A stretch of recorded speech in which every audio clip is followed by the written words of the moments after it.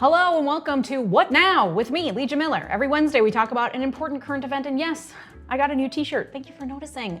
Shout out especially to the commenter last week who made a dig about my one t-shirt. Okay, 𝗪𝗔𝗔𝗔𝗠𝗧, if that even is your real name. Accurate and scathing, my friend. You win for a comment that made me LOL.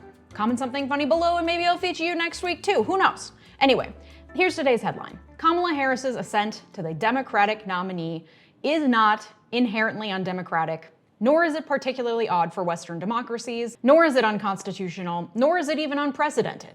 Now, if it pleases the court, I'll lay out my argument. So the DNC is happening right now in downtown Chicago. That's the Democratic National Convention, if you're out of the loop.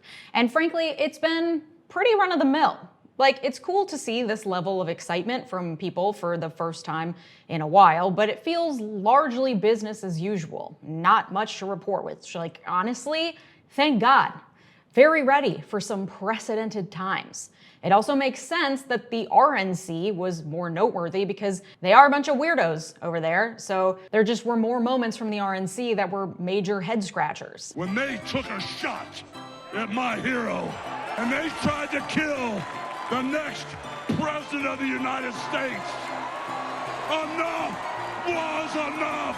And I said, let Trumpomania run wild, brother. We become totally unhinged if Donald Trump is not elected in November.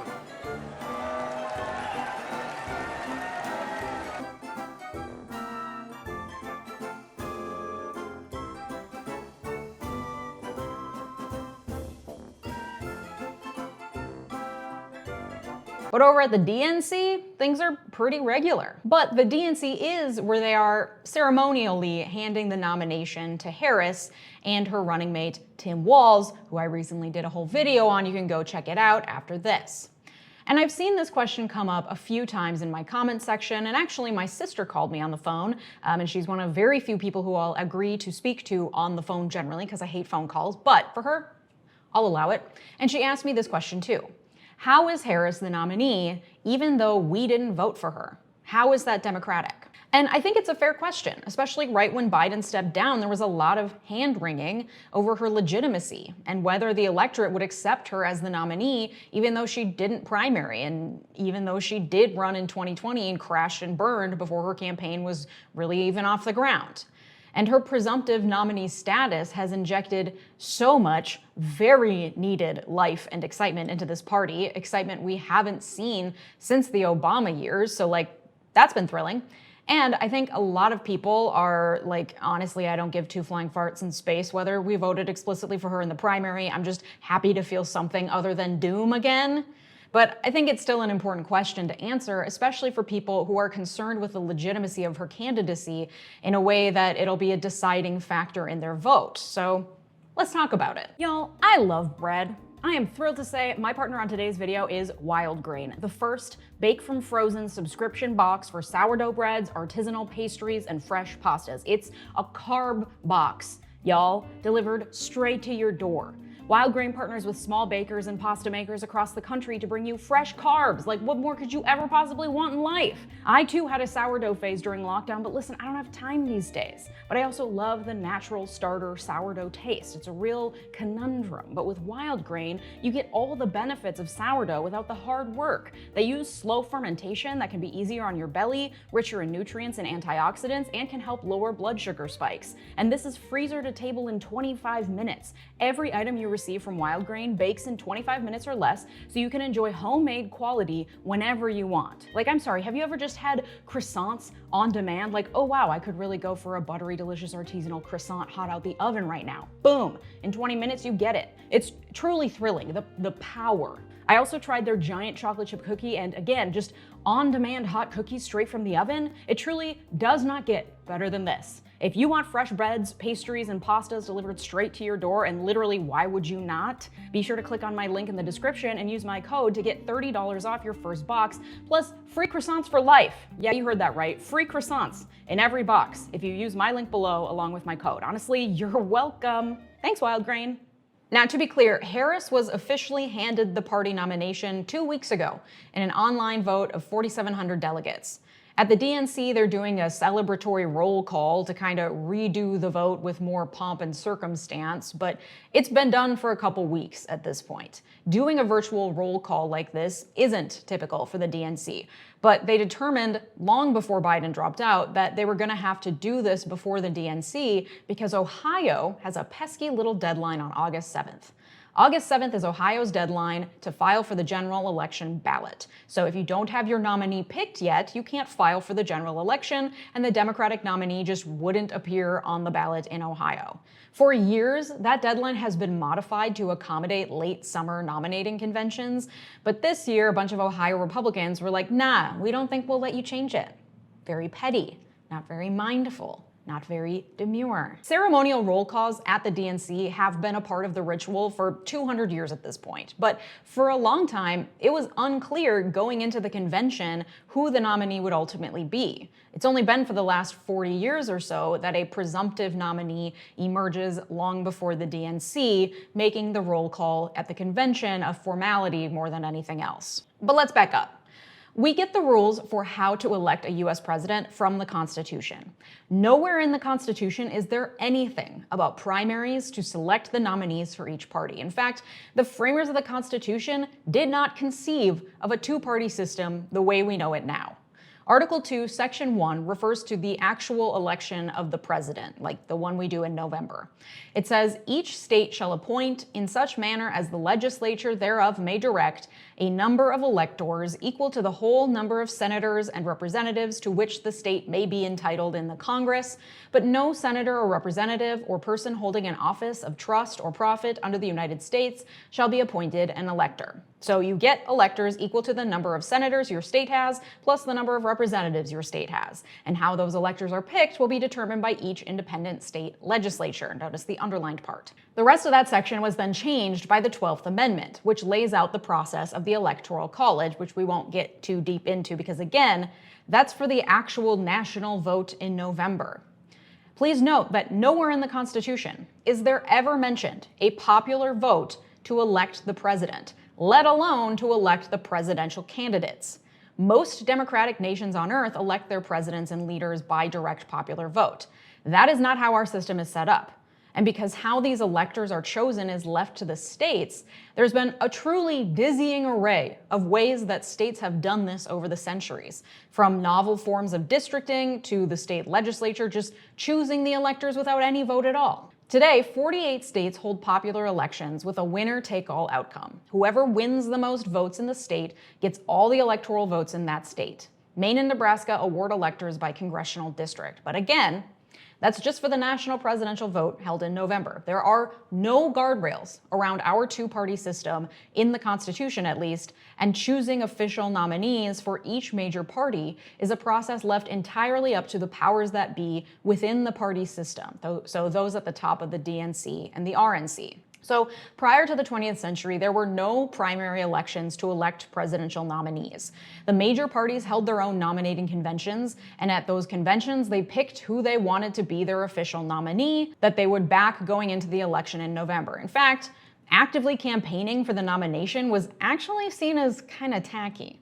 Like, you can write letters and shake hands behind the scenes, but the party should come to you. Campaigning seemed, frankly, a little desperate. And this led to widely unpredictable results that would be pretty unthinkable with the way that our nomination process works today. For example, in 1880, James Garfield, this fucking guy that's been on your screen, gave a speech at the Republican National Convention endorsing John Sherman to be the nominee, but the delegates were so moved by his speech that they were like, fuck John Sherman, we nominate James Garfield.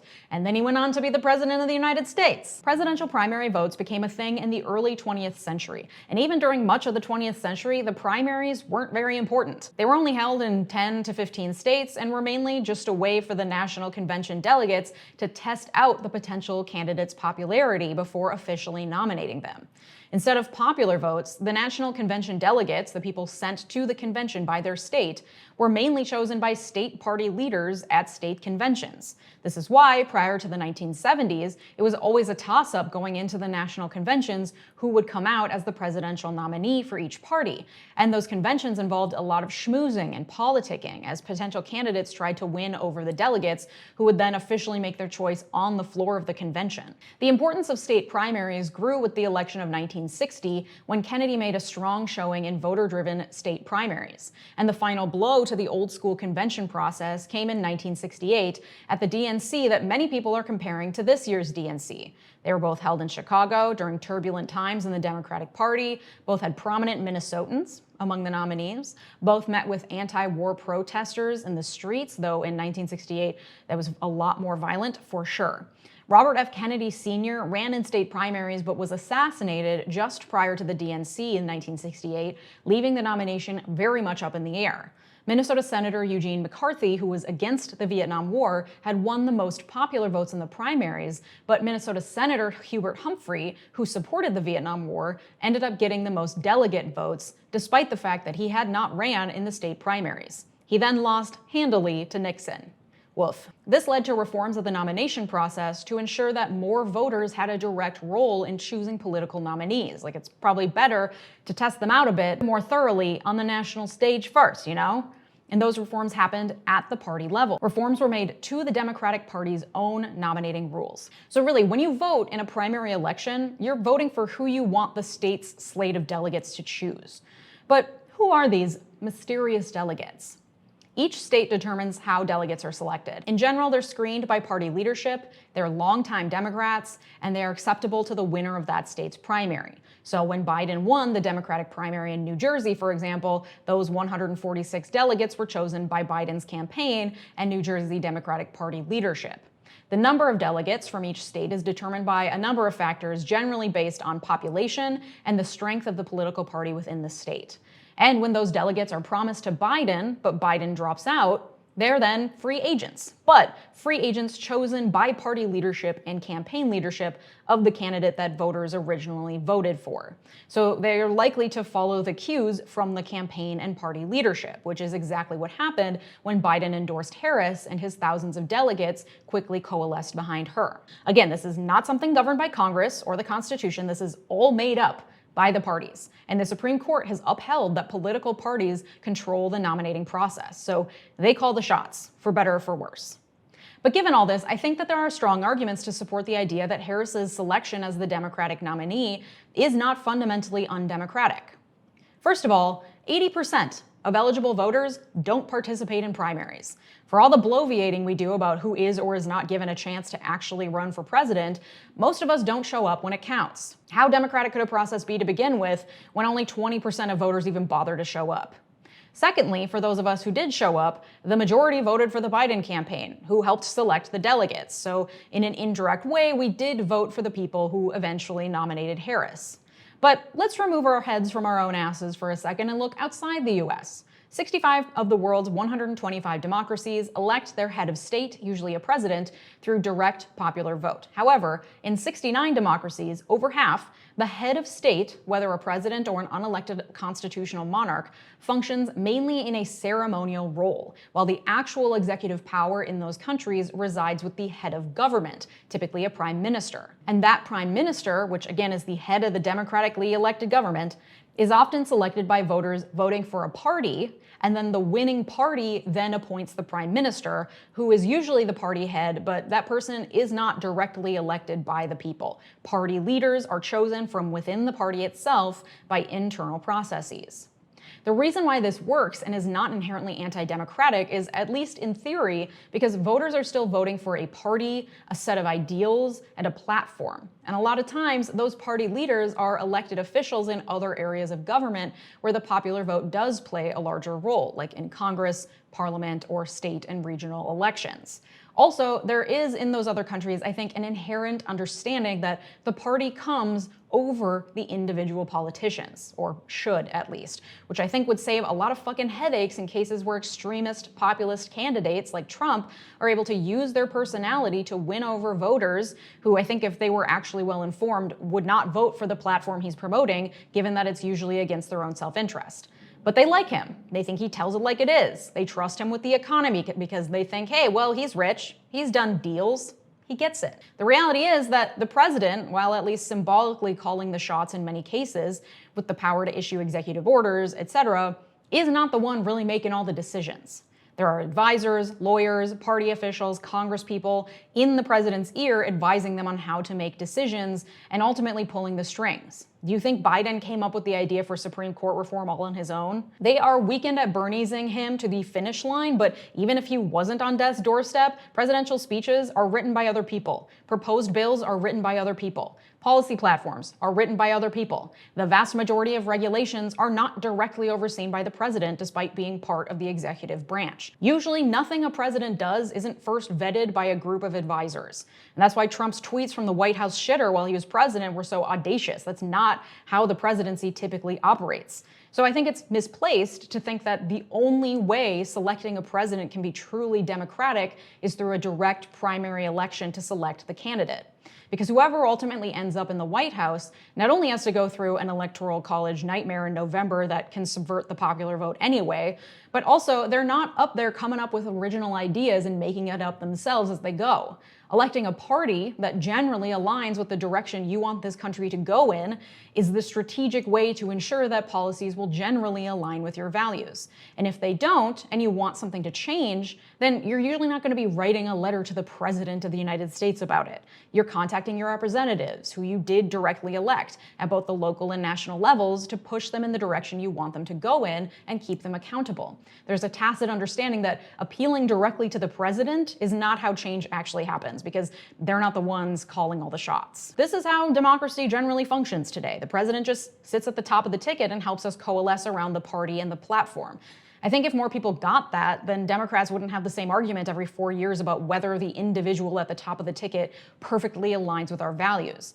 That's not possible when you have to exist with over 300 million other people and there are only 2 parties that can actually win the presidency. You will never perfectly align with the nominee given the reality we live in. Politics, for better or for worse, is ultimately about strategy, not about moral absolutism. And in fact, voters were regularly saying they didn't want Joe Biden and wanted someone else, while begrudgingly going to the primary polls this year and voting for him because there were no other choices, or voting uncommitted, which is what I did in protest of our participation in the genocide in Gaza. So if anything, him stepping down and the choice of a different nominee, one who isn't perfect, but is more in favor of a ceasefire and younger than Biden was, 2 of the biggest complaints against him, is more responsive to voter sentiment than the original primaries were anyway. Now, there is a great case to be made that having a multi-party system and runoff voting would be more democratic than the current system. And there are ways to move towards that reality. I made a whole video about it already. You can check it out after this. But the way that our system currently works, and based on history and precedent, the fact that we weren't given the opportunity to go to the polls and vote for Harris this year to be the Democratic nominee is not unconstitutional. It isn't unprecedented, and it's not even particularly undemocratic, especially considering that 80% of eligible voters don't participate in primaries anyway. So how are you feeling about it? Do you feel like you were robbed of an opportunity to vote, or are you happy with Harris as the nominee? Leaving a comment is the best way to help this channel grow, and it's free, so sound off below. And don't forget to vote. Are you registered? Go to vote.gov for more info. Thanks to my newest patrons, special thanks to my royal patrons, and an extra special shout out to my multi-platinum patrons over on Patreon: T, Latranger Lucas, Joshua Cole, Thomas Johnson, Sophia Sams, Anthony Giles, Tay, and Brett Piontek. Your generosity makes this channel what it is, so thank you. And if you'd like ad-free access to all these videos, check out my Patreon today. If you enjoyed this video, you'll also like the one I made about why third-party candidates can't win elections. Thanks so much for watching. Have a good day. Bye-bye!